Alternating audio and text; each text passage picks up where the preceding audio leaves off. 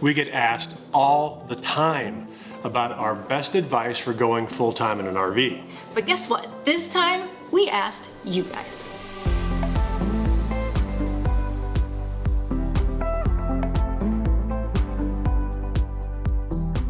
Just a general piece of advice is really broad and quite subjective. Really? I mean, it really depends a lot on what type of RVing you're gonna do. Right, are you retired? Is it just you and your spouse? Are you by yourself? Or are you traveling with young kids who need schooling? Do you have pets? I mean, there's a lot of different variables that really will help determine the answer to this question. Yeah, are you gonna work full-time like we did? That's a big one. We are gonna get into our advice a little later in the video. So first we're gonna share some viewers' advice. Yeah, and if you're wondering how these viewers got selected or how they got involved in this process, it's because they subscribe to our newsletter. Your ideas are intriguing to me, and I wish to subscribe to your newsletter. And then we reached out via email, they replied via email, so that's how. And subscribing to our newsletter is completely free. Just go on our website and fill in a little block with your email address. And also, that is where we'll announce any kind of meetups that we might have in the future. We're just gonna jump right in and let's start reading some of these stories from our viewers. Yeah, obviously we have to read these because we can't memorize this. So if you wonder why we're looking down, they're all right here. Our first submission is from Royce Daniel. He's been full-time for about a year and travels in a fifth wheel. He says, I've been RVing pretty much my whole life, but only recently transitioned into full-time. The advice I generally give people who want to start is to find an RV that fits their style and comfort level first. Attend RV shows and tour different brands and floor plans. It gives a better sense of space and allows the opportunity to ask questions. Once they find the RV they want, then search for the truck to tow it, if applicable, of course. Yeah, that's really, really good advice, and that's something we did also. You know, you don't know what you don't know, so go look. And we also did the whole go to RV shows and walked in from one type of RV to the next, and we learned a lot in just that first show we ever attended because we didn't know anything. Holy crap, there's a washing machine and dryer in here. We had no idea. We need that. So that was really good advice. Let's move on to the next one, which is JJ and Amy Dempsey. Hold on, let me get my spectacles. So JJ and Amy have been traveling in their fifth wheel for almost 2 years. They say, try it before you buy it. When we bought our first camper on a whim in March 2020, I think a lot of people did that, we planned on being weekend warriors. With the onset of COVID and both of us being able to work from home, we talked about trying the RV life full time. We very quickly learned a 28-foot travel trailer was not going to work for us. It's just the two of us adults, but we have 4 dogs. 4 dogs. Nehou, Finley, Bruni, and a Daisy. It's Bruno, but that's okay. What did I say, Bruni? Bruni. You know, for us, we've had it for 4.5 years, and we made the right decision for us. Yeah, I think we just researched a lot. Our next submission is from Jeremy and Kendra. They've been full-timing in a Grand Design Reflection 312 BHTS travel trailer for a year. It isn't always cheaper than sticks and bricks, very true. Most people think they will save an absorbent amount of money living in their RV, but the expenses are just transferred to other areas like paying for deposits at campgrounds, and you will get that money back when you stay, but you still have to put up that money. Yeah. And that's very true. You can save money full-time RVing if you're going to really boondock a lot, mooch it up. It really depends on how you want to travel. And a lot of times you don't even realize how you want to travel until you start traveling. We found out that we like to mix it up from an RV resort with amenities and full hookups to free boondocking or state parks. Harvest hosts. Those are great. Harvest hosts. There's all kinds of ways that you can travel, but it can still be expensive or not as cost efficient as you might think. Yeah, it could even be more expensive. If you stay in RV resorts a lot, oh yeah. Especially with fuel costs and everything. Another question we get asked along the same line is how often to move and travel, and that's really subjective too. You just got to do it and see what works for you. Next, we're going to share a little video with you guys from some friends of ours giving their advice, and it's Chris and Martha, aka Venturesome Couple. A link to their channel will be down below. We've been RVing for many years. We've rented RVs, we've done dry camping, everything you can think of. We've owned a travel trailer, a toy hauler, and now we are full-time RV living in our fifth wheel. And what we've learned over these years, and definitely in the last year, is making sure you have a destination that you can go back to in case life happens. Unfortunately, the reality is sometimes we have healthcare needs that pull us off the road. Sometimes we hit trees. have accidents. Unfortunately, those things are reality. So knowing where you can go home to, whether that's a friend's house, a family member, is going to be really important before you hit the road. That's our advice. Happy travels, safe travels, and enjoy the journey. And enjoy every moment. That is really great advice, and again, it really depends on your circumstances. We were fully nomadic for 5 years, but we did finally get to that point, as you know, if you saw our cabin video. Our next submission is from Bruce Grunbaum. Hey, Bruce! Bruce has been in our community for a long time. He says, for us, top advice is to take a full-time feasibility trip in a rental or borrowed rig and try living in it before you commit to doing it. Honey?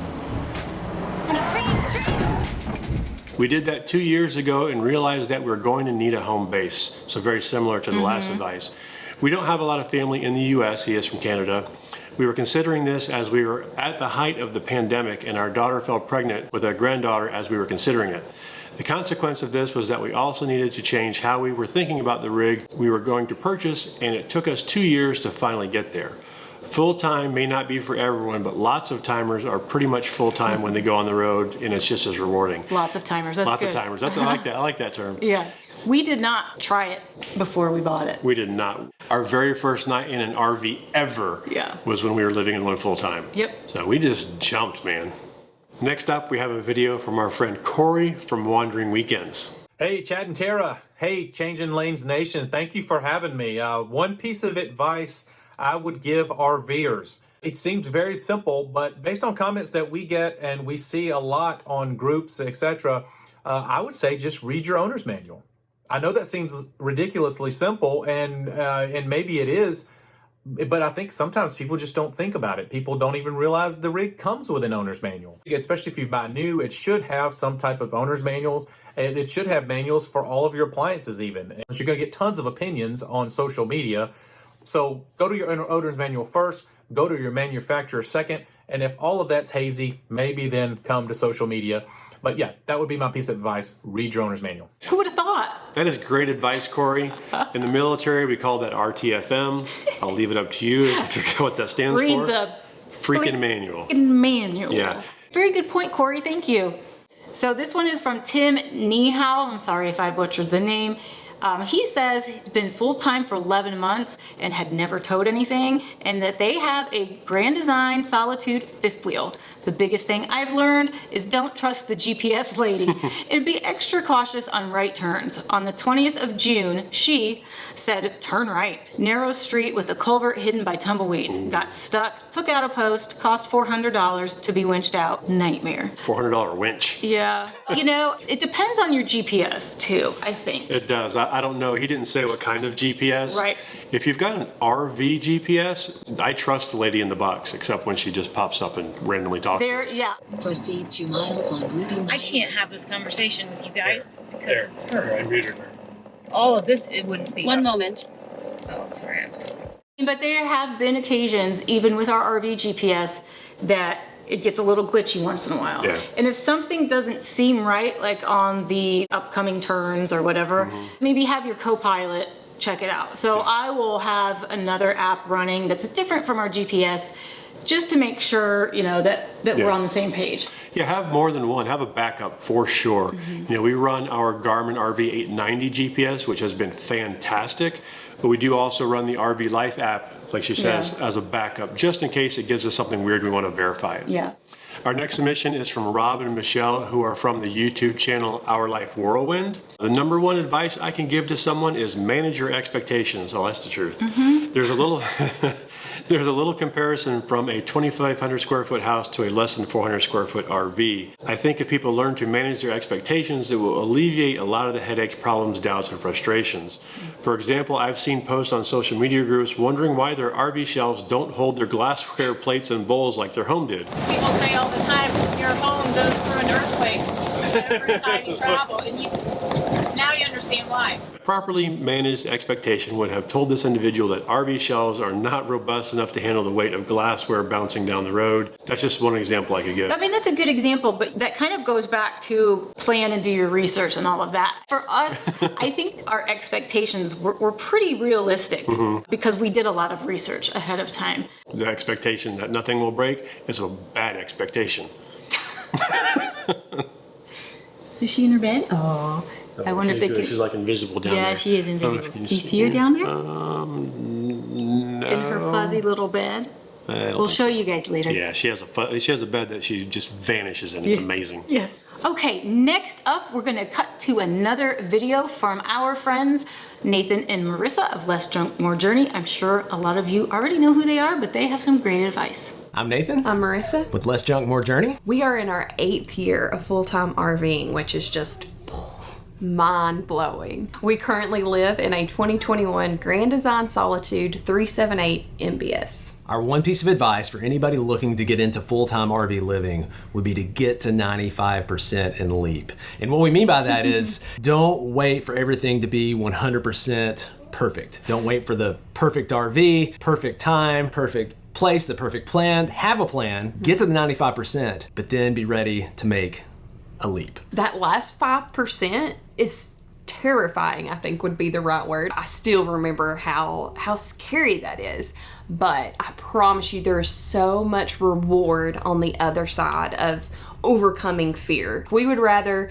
try the RV lifestyle, it not work out, fall flat on our face before we let fear be the driving factor of us not giving this lifestyle a try. And honestly, it's been so rewarding for our family. So take the leap. Take the leap. They say. No, they're great. If you are not familiar with Nathan and Marissa, they have their 2 adorable children, JJ and Hensley, who travel with them. Make sure you check them out. We'll have a link to their channel below as well. Let's find out who is next. It looks like Paul and Andy Morris. They just started their RV journey in a 5th wheel. They said, that's simple. Listen, watch, learn, take notes, discuss every single episode of your show, our show, the day one essentials, the tools, the tire blowout video, the pool test, etc. were instrumental in our trip. We had an incident with hooking up our 5th wheel. The hitch was brand new and I had never used it before. For some reason, it didn't lock, latch, attach, and push the RV backwards, knocking it off the leveling blocks. But because I watched your videos and doing a pull test, the front landing gears were down. So the trailer only scuffed up our bed rails a bit and did not crush the back of our truck like it did with Tom and Cherie. And he said, thank you, Tom and Cherie, for posting that. I know you probably didn't want to post it, but it saved us. Thank you for saying that their biggest advice would be to watch our videos. Yeah. And if you're not familiar, Tom and Cherie are from EnjoyTheJourney.life. And yeah, they didn't do a pull test, and then they pulled out, and then the RV fell. If you're not familiar, we'll put a link to a pull test down below. Next up is our friend Tom from EnjoyTheJourney.life. Hi guys, I'm Tom with EnjoyTheJourney.life on YouTube. Cherie is visiting family up in South Carolina. We have a 2019 Grand Design Momentum 381M. It's been 8 years since I went full-time in the RV and 10 years of RV living. And I've learned a ton in that time frame, but what I'll share with you guys is to make a list of why. Is it to save money? Is it for the adventure? Is it to show your kids around the country? Whatever that list is, make a long list of all the whys that you want to do this. Also make a separate list of the goals. What are the deadlines? What are the things that you can get done to get you toward that goal? It could be something small, like listing furniture to sell on Facebook, for example, or big things like working out a remote work arrangement with your boss so you can work on the road. Start to get those goals accomplished, even small ones, because with that, you're going to gain some momentum toward your goal with each thing you accomplish. When your why is so much bigger than your list of obstacles or challenges to get there, then you will get your goal. And we're excited to see you guys on the road as soon as you make it happen. Good luck. You can do it. Take care. This one is from Forrest. Take the Fundamentals online course at NRVTA before shopping for your new RV. Learn. These dealerships will not teach you what you need to know, and they are misleading.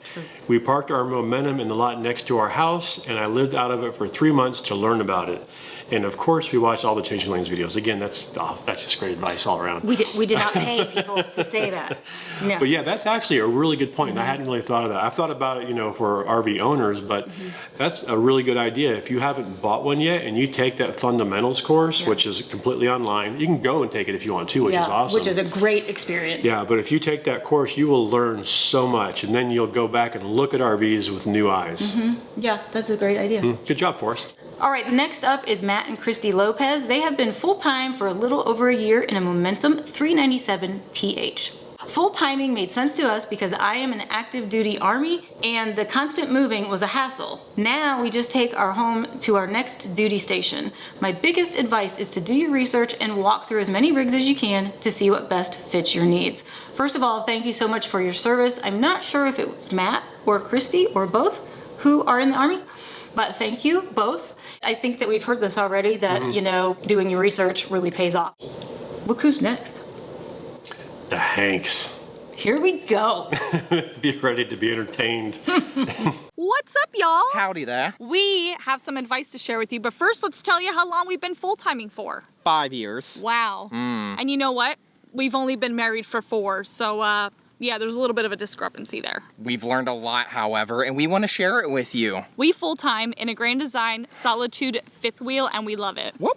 I love that. And the biggest piece of advice that we have for you guys out there is bigger is not always better. Here's why bigger ain't always better. She's pulling the finger out. More weight. Now you have to get bigger RV sites, like deluxe sites that you can actually fit in. So say no to those state parks and those tiny little campgrounds. More fuel consumption, so you're gonna be paying extra in fuel. More things to break. Ain't that the truth?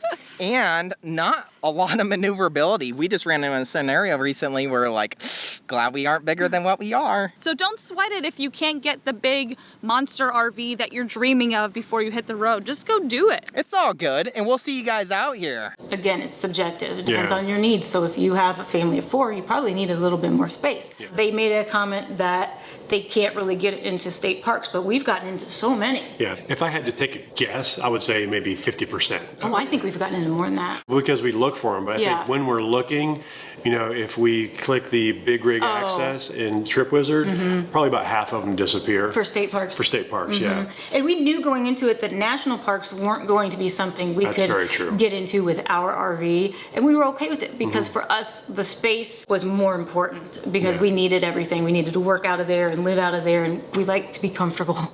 So, every decision you make in an RV is a trade-off of some kind, just about. So thank you to Kyle and Renee, aka Carl and Nene. Happily Ever Hanks. If you haven't seen them, you've got to go check them out because as you can tell, they're pretty funny. Link down below. Next up is John and Donna of Kadi Wampo Travelers. That's a hard word to say. They say they've been full-time in our Montana fifth wheel for just over 2.5 years. We've owned multiple RVs throughout our married life. Their advice: everyone is different and you should go with what you have and not try to be like someone else. Your traveling style, taste, and needs will develop and change as you travel out on the road.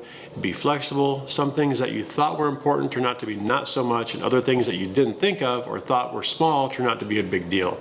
True. Yeah, very true. Truth. Be flexible. That is a really great way to be in RV life. We didn't have the funds to get the big Class A diesel pusher to take the motorcycle. Yeah, that was our initial plan, and so much so that we bought a Jeep to go with it. I mean, we lost some money on that one, but it ended up working out, I think, best for us. And so we changed our way of thinking and we started looking at the fifth wheel toy haulers, and when we walked in one of those things for the first time, we were blown away by the space that we got.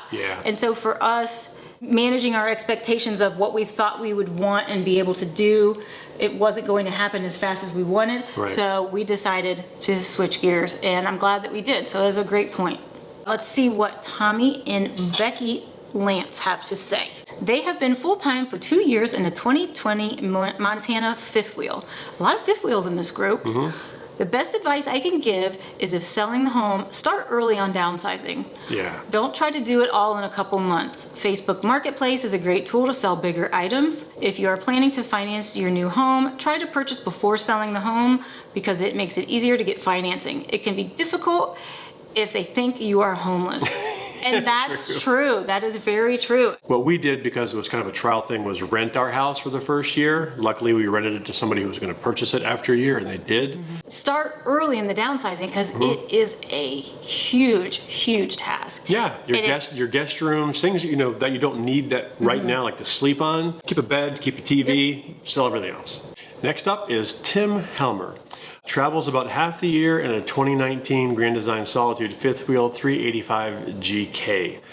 I feel a good piece of advice is to know your weights and dimensions. Oh yeah. I'm amazed at how many people don't know what weight is on their axles, especially the tow vehicle. Up here in Canada, the provincial states scales, when closed, leave the scales opened and turned on. So he will stop and weigh the rig, and he's able to do the side weights on the trailer. By the way, the tire weight increased by several hundred pounds when I added the independent suspension, so the cargo capacity was reduced by that much, even though the IS is way more robust and the old leaf springs and hangers. So yeah, know your weights. Yeah. Absolutely. And that goes to the ancillary advice of buy the trailer or fifth wheel first, or at least decide what you're gonna buy, then buy the truck to match it to weigh. Yeah. Don't buy the truck first, unless you're just gonna get the biggest thing you can right off the gate. So now, let's take you to some friends of ours. Hi, we're Phil and Stacy from You, Me, and the RV. And we've been full-time RVing now for 4.5 years in our 2016 Tiffin 33AA. Before you go full-time, I recommend being debt-free or paying off as much debt as you can because you're going to need that money to have fun and explore. True statement. Mine would be do your homework. Research, research, research. You want to find the rig that works for you, or the RV I should say that works for you. Don't go out buying a new truck if you already have a truck. Then a bumper pull or a fifth wheel might be your best bet. And I'm going to caveat that by saying never trust a salesperson to give you the right answer. If you have a truck and you want to know how much it can tow, get in the owner's manual. Read it for yourself. Trust but verify. That is also some very good advice to be debt-free. I knew Stacy was going to say that. I knew Stacy was going to say that. Yeah, she's a big proponent of the debt-free lifestyle. Yes. We are now, but we weren't when we started. Well, now we have a house. Yeah, that's true. We're not debt-free anymore. Right. But that is really great advice.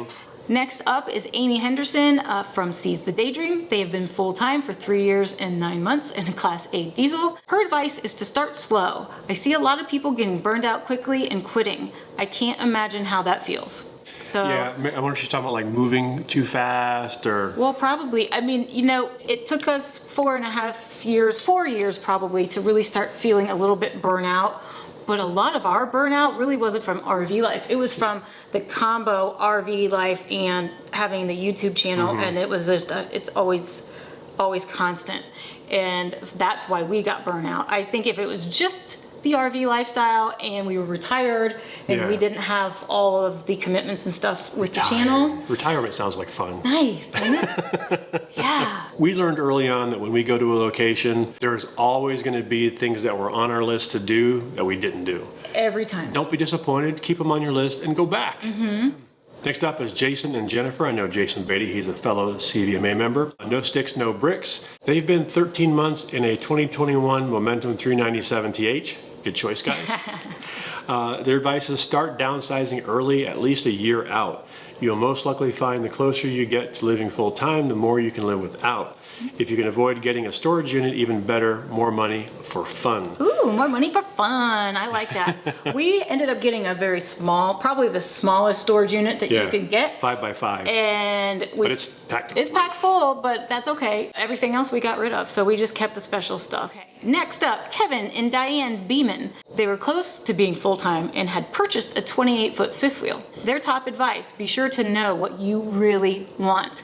We took it out multiple times, but found that the work of preparing for the trip, packing, loading, setting up, and tearing down all took an enormous amount of time and energy from the trip and cut into our time and enjoyment of the motorcycle experience. Last year, we decided to take our Gold Wing up to the Smoky Mountains of North Carolina, a 5,000-mile round trip. Whew. The more we prepared for the trip, the more we realized that we really didn't want to take the truck and the toy hauler, we just wanted to ride the bike.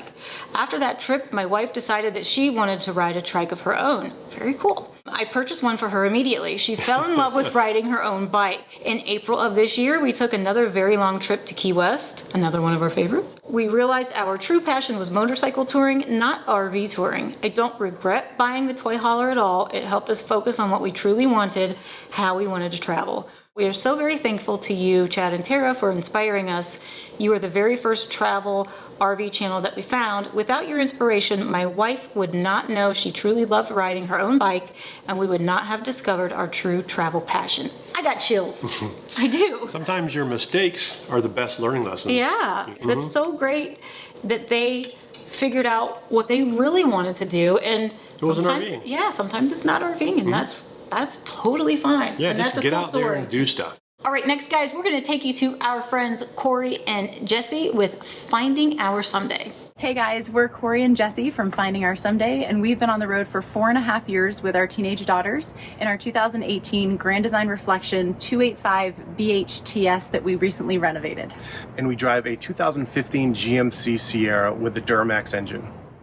The piece of advice that we would give anybody that's looking to get into full-time RV living would be obviously the rig choice. Our advice is to go into as many different layouts as you can, even if you think you've set yourself on a Class A, a Class C, a fifth wheel, a travel trailer. Get into as many as you can and imagine yourself living into it. One more thing to add.